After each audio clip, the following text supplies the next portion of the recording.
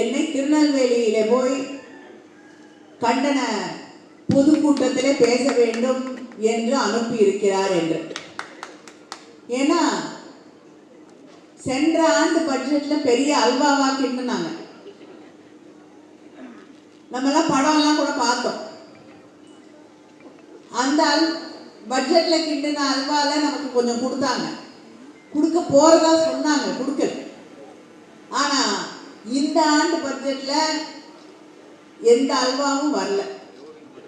அதனால அல்வாவுக்கே பெயர் போன திருநெல்வேலியில போய் அங்கே கிண்டி கொண்டு இருக்கக்கூடிய அல்வாவை பற்றி பேசிக்கொண்டு வா என்று அண்ணன் என்னை அனுப்பியிருப்பார் என்று நினைக்கிறேன். நேற்று நம்முடைய தமிழகத்தின் முதலமைச்சர் அண்ணன் தளபதி அவர்கள் இந்த நெல்லை மாவட்டத்திற்கு வந்து ஏறத்தாழ 1060 கோடிக்கான 24 திட்டங்களை, அந்த பணிகளை இங்கே துவக்கி வைத்துவிட்டு சென்றிருக்கிறார்கள். யார் பட்ஜெட்ல காசு கொடுத்தாலும், நிதி ஒதுக்கினாலும், எந்த பிரச்சனைகளை உருவாக்கினாலும் என்னுடைய மக்களுக்காக நான் பாடுபடுவேன், அவர்களுக்கான திட்டங்களை தொடர்ந்து வழங்குவேன் என்று சொல்லக்கூடியதுதான் திராவிட மாடல் ஆட்சி.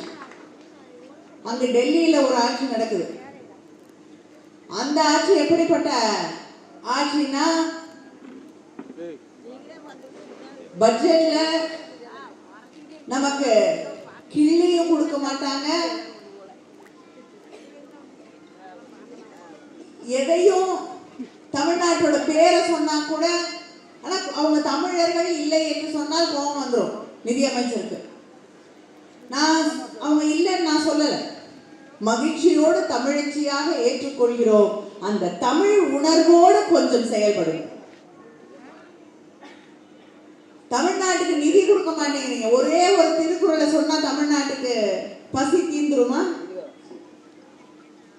நீங்க எங்களுக்கு திருக்குறள் சொல்லித்தர வேண்டிய அவசியம் இல்லை. திருக்குறள் எங்களுடைய மண் சார்ந்தது.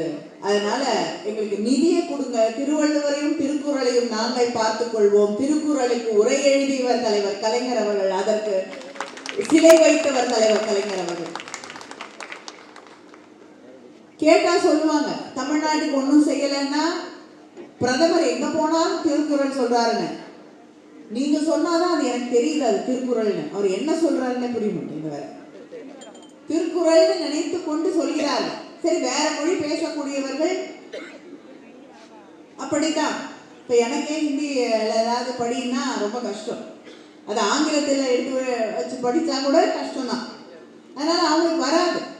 ஏன்னா அவங்கள பொறுத்த வரைக்கும் ஹிந்தியை படிச்சாதான் இந்த நாட்டில் நாம இருக்கோம். அவங்க யாரும் தமிழை கற்றுக்க மாட்டாங்க, கன்னடத்தை கற்றுக்க மாட்டாங்க, மலையாளத்தை கற்றுக்க மாட்டாங்க, தெலுங்கு கற்றுக்க மாட்டாங்க. ஆனா தேசியம் என்பது நம்ம ஹிந்தியை கற்றுக்கிறது மட்டும்தான் அவங்களுக்கு தெரிஞ்ச தேசியம். அவங்க இங்க இருக்கக்கூடிய எந்த மொழியையும் கற்றுக்கொள்ள மாட்டார்கள். இதுதான் அவர்களுக்கு தெரிந்த நியாயம். அந்த நிதி அமைச்சர், பிஜேபியுடைய நிதி அமைச்சர், ஒன்றிய அரசின் நிதி அமைச்சர் பட்ஜெட் படித்துக் கொண்டிருந்த நேரத்திலே அவையிலே இருக்கக்கூடிய நிலை எனக்கும் ஏற்பட்டது. ஏன்னா தமிழ்நாட்டில் 40க்கும் 40 வெற்றி பெற்று சென்றிருக்கிறோம். அங்கே அந்த நிதிநிலை அறிக்கையை வாசிக்கக்கூடிய இடத்திலே அமர்ந்து ஏதாவது ஒரு இடத்துல தமிழ்நாடுன்னு தப்பி தவறி வந்துருமான்னு காத்து கொண்டிருந்தேன். ஒன்றும் வரவில்லை, ஒரு வார்த்தை கூட. அதனாலதான் என்னுடைய ட்விட்டர் பக்கத்துல நான் சொன்னேன், இத்தனை ஆண்டு என்னுடைய பாராளுமன்ற வாழ்க்கையிலே இத்தனை ஆண்டுகளில் நான் முதல் முறையாக பீகாருடைய பட்ஜெட்டை பார்க்கக்கூடிய வாய்ப்பு, கேட்கக்கூடிய வாய்ப்பு எனக்கு கிடைச்சது. அதுக்கு சில பேர் பதில் சொன்னாங்க, கனிமொழிக்கு பட்ஜெட் புரியுமா? ஏன்? எங்களுக்குலாம் பட்ஜெட் புரியாது. பட்ஜெட்டை சில பேர் மட்டும்தான் எழுத முடியும், சில பேர் மட்டும்தான் புரிந்து கொள்ள முடியும் என்று நீங்கள் நினைத்து கொண்டிருந்தால் அந்த காலம் மாறிவிட்டது என்று நான் தெரிவித்துக் கொள்கிறேன். இன்று உங்களை விட தெளிவாக திறமையோடு ஒரு ஆட்சியை நடத்தி கொண்டிருக்கக்கூடிய மாநிலத்தை சார்ந்தவள் என்ற பெருமை எனக்கு இருக்கிறது. நீங்க ஜிஎஸ்டிங்கிறீங்கல்ல, தமிழ்நாட்டுடைய ஜிஎஸ்டி தேசிய ஜிஎஸ்டியை தாண்டி போயிட்டு இருக்கு.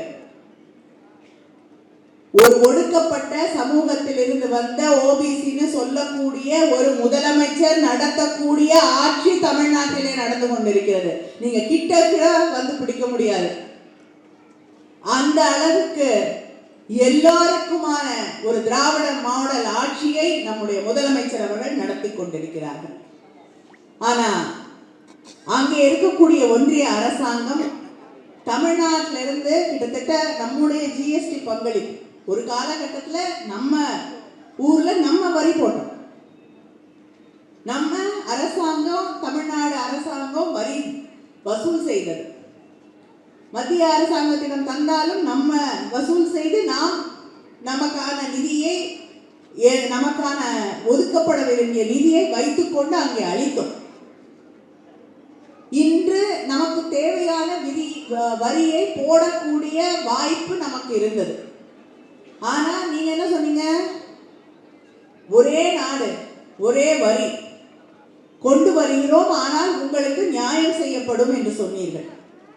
இன்னைக்கு தமிழ்நாட்டிலிருந்து ஜிஎஸ்டிக்கான பங்களிப்பு கிட்டத்தட்ட இந்த நாட்டோடைய ஒரு 9% ஜிஎஸ்டி பங்களிப்பு தமிழ்நாட்டிலிருந்து போகுது.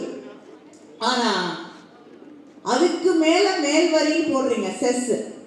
அதுல யாருக்கும் பங்களிக்கிறதே கிடையாது. ஜிஎஸ்டி உங்களுக்கு எல்லாருக்கும் ஜிஎஸ்டி தெரியும். ஜிஎஸ்டி தெரியாம இருக்கிறதுக்கு வாய்ப்பு இல்லை. ஏன்னா எதை வாங்கினாலும் ஜிஎஸ்டி. பாப்கார்ன்ல உப்பு போட்ட பாப்கார்னுக்கும் சக்கரை போட்ட பாப்கார்னுக்கும் வித்தியாசம் இருக்கு. அதுக்கு ஒரு ஜிஎஸ்டி, இதுக்கு ஒரு ஜிஎஸ்டி. சின்ன சின்ன கடையில இருக்கக்கூடியவர்களுக்கு எல்லாம் இன்னைக்கு ஜிஎஸ்டி தெரியும். வியாபாரம் ஆகுதோ இல்லையோ ஜிஎஸ்டி. இப்படி எங்க போனாலும் எல்லாத்திலையும் ஜிஎஸ்டியை கொண்டு வந்து திணித்து கொண்டு இருக்கிறார்கள். அதனால நீங்க ஜிஎஸ்டியால ஒரு போய் கடையில போய் இட்லி சாப்பிட்டீங்கன்னா ஜிஎஸ்டி வரி கட்டுறீங்க. அந்த வரியை நாம் ஒவ்வொரு நாளும் ஒவ்வொருவரிடமும் இருந்து தமிழ்நாடு கட்டி கொண்டிருக்கிறது. ஆனா அதுக்கு பங்கீடு எப்படின்னா, தமிழ்நாட்டுக்கு எவ்வளவு கொடுக்குறாங்க? 58,000 கோடி. பெரிய அளவா தான் தெரியுது கேட்கும் போது. 58,000 கோடி பரவாயில்ல, 58,000 கோடி. இதே நேரத்தில் கிட்டத்தட்ட ஒண்ணுமே கொடுக்காத உத்தரப்பிரதேசத்துக்கு என்ன சொல்லி கொடுக்குறாங்க? 2,55,000 கோடி. காதல விழுந்துட எவ்வளோ? 55,000 கோடி. 2,55,000 கோடி. நமக்கு வெறும் 58,000 கோடி. அதை இன்னும் நான் தெளிவா உங்களுக்கு சொல்லணும்னு நினைச்சா, தென்னிந்தியாவில் இருக்கக்கூடிய ஆந்திரா, தெலுங்கானா, கர்நாடகா, தமிழ்நாடு, கேரளா, இதுக்கு எல்லாம் சேர்ந்து அந்த ஒன்றிய அரசாங்கம் தரக்கூடிய பங்கீடு எவ்வளவுன்னா 2,24,000 கோடி. ஆனா ஒரே ஒரு மாநிலமான யூபி, பிஜேபி ஆட்சி தொடர்ந்து நடந்து கொண்டிருக்கக்கூடிய யூபிக்கு அவர்கள் தரக்கூடிய நிதி 2,56,5,000 கோடி. இது எந்த விதத்துல நியாயம் என்று நாம் ஏற்றுக்கொள்ள முடியும்?